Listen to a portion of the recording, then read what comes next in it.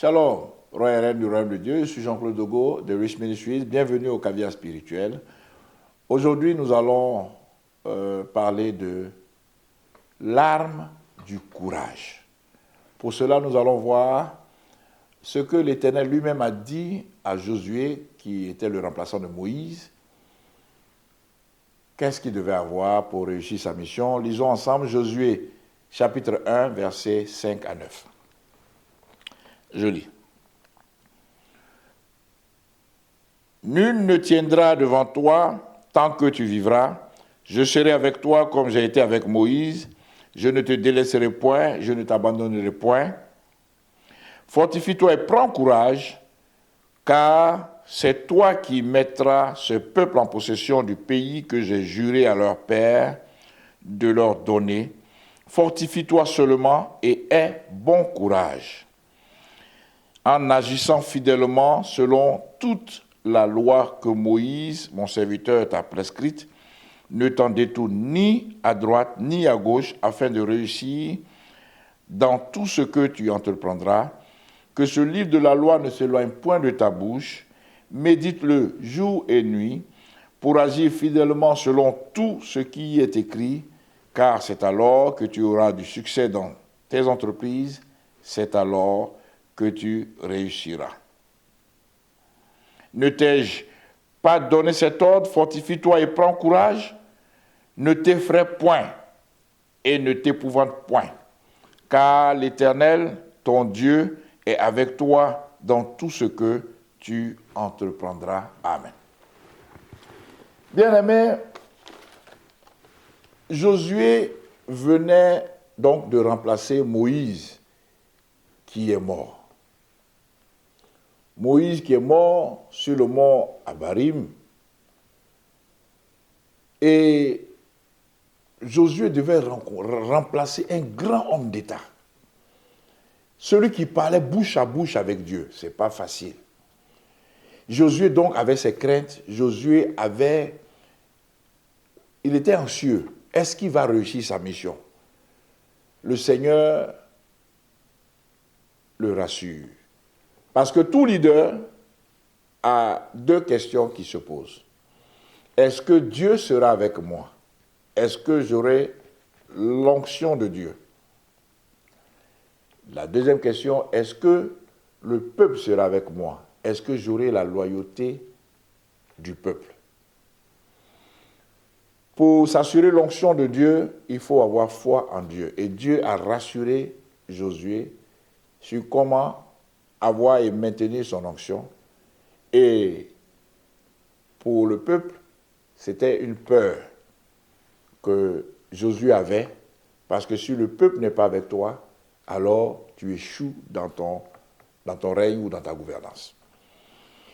Mais la clé que Dieu donne à Josué pour tuer la peur qu'il a du peuple, c'est le courage. Et l'Éternel lui dit, il lui fait une promesse d'abord d'être avec lui. Ensuite, il lui fait la recommandation qui est « prends courage ». Et après cela, le Seigneur lui dit de méditer la parole chaque jour, jour et nuit. Et après, il lui dit encore de prendre courage. Voici ce que le Seigneur a dit dans le passage que nous venons de lire. Nous allons voir ce que le peuple a dit à Josué dans le même chapitre 1er de Josué, Josué chapitre 1, versets 16 à 18. Elle leur dit, allez du côté, 16 à 18, ils répondirent à Josué, c'est le peuple qui répondit à Josué, en disant, nous ferons tout ce que tu nous as ordonné et nous irons partout où tu nous enverras. Nous t'obéirons entièrement comme nous avons obéi à Moïse. Veille seulement, l'Éternel ton Dieu est avec toi, comme il a été avec Moïse. Tout homme qui sera rebelle à ton ordre et qui n'obéira pas à tout ce que tu lui commanderas sera puni de mort. Fortifie-toi seulement et prends courage. Donc le peuple le peuple a calmé les peurs, les craintes de Josué. Josué se demandait s'il pouvait être à la hauteur, comme Moïse. Le peuple lui a dit, on va t'obéir exactement comme on a obéi à Moïse. Mais toi, ton travail, c'est de t'assurer que Dieu est avec toi. Et ensuite, fortifie-toi et prends courage. Vous voyez, on dit, prends courage. Fortifie-toi et prends courage. Il y a une expression française qui dit, il faut s'armer de courage. C'est de là qu'est sorti le titre de ce message, l'arme du courage. Alors, quand le Seigneur demande à Josué de prendre courage, au verset 6 du chapitre 1, il dit, fortifie-toi et prends courage. Parce que, bien aimé, si le courage est une arme, ce n'est pas facile. Tu peux voir une arme comme ça, et puis, il faut en tout cas être fort pour prendre une arme. C'est pourquoi les militaires, on leur fait des tests les physiques les plus durs pour qu'ils soient fortifiés avant de prendre l'arme. Parce que l'arme, ce n'est pas pour les enfants. Si c'est un fusil, si tu n'es pas fortifié, si tu n'as pas les épaules assez solides, mais la lunette va te casser l'œil. Il faut être fort. Il faut être fort. Donc le Seigneur dit, fortifie-toi pour prendre l'arme du courage. Et ensuite, il lui dit, au verset 9, il dit, ne t'effraie point et ne t'épouvante point, car l'Éternel, ton Dieu, est avec toi et dans tout ce que tu entreprendras. Pardon, verset 9, il dit, ne t'ai-je pas donné cet ordre, fortifie-toi et prends courage. Donc, c'est une arme qu'il doit prendre. Il prend l'arme. Vous voyez, quand on parle d'armes, peut-être qu'il y a des personnes qui vont dire, ah, mais attends, monsieur, là, il exagère un peu.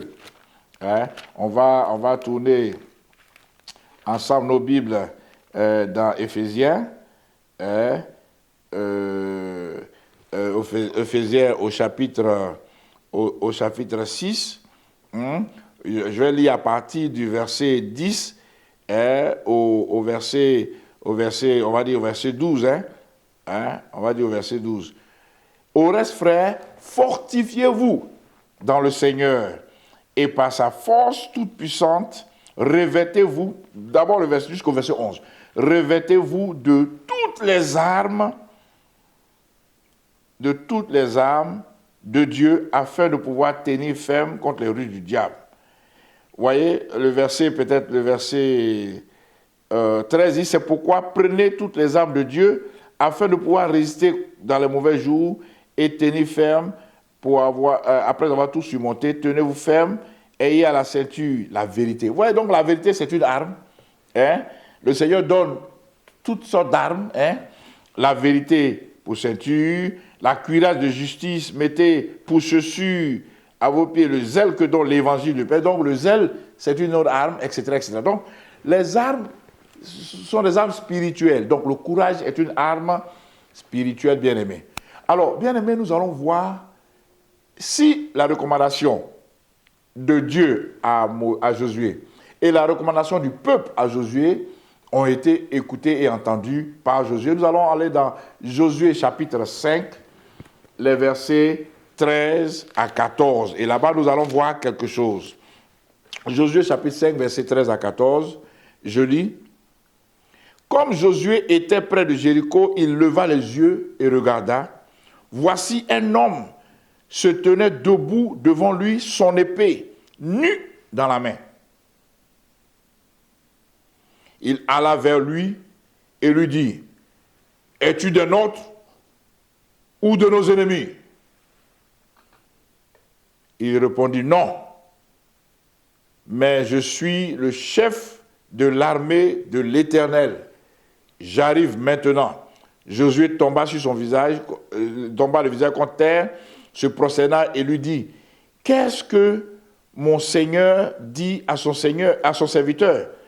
Et le chef de l'armée de l'Éternel dit à Josué, « Ôte tes souliers de tes pieds, car le lieu sur lequel tu te tiens est saint. » Et Josué fit ainsi. Vous voyez, Le Seigneur a dit à Josué, l'Éternel a dit à Josué de s'armer de courage, de se fortifier et de s'armer de courage, de méditer la parole, de se fortifier, de s'armer de courage. Le peuple dit à Josué, fortifie-toi, prends courage, arme-toi de courage, mais fais en sorte que l'Éternel soit avec toi. Et Josué rencontre un ange, un homme qui apparaît sous la forme d'un homme, une épée en main, l'épée nue.